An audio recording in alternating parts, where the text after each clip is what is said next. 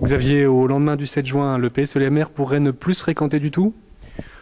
Oui, on se fréquente dans les contacts au quotidien, bien évidemment. Ce que Didier Reynders a dit lors du congrès libéral, c'est que certains comportements, certaines personnalités au Parti socialiste n'étaient pas fréquentables.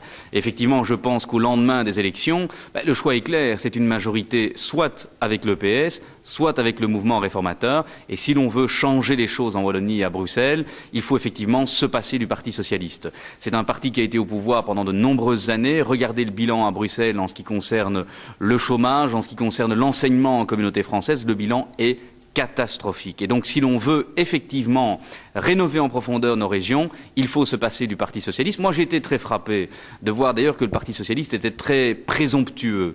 Dans le débat qui opposait Didier Reynders à Di Rupo, Monsieur Di Rupo disait, eh bien, il y a deux alternatives possibles. C'est ou bien l'alliance des progressistes, c'est-à-dire PS, CDH, Écolo, ou bien l'alliance des droites.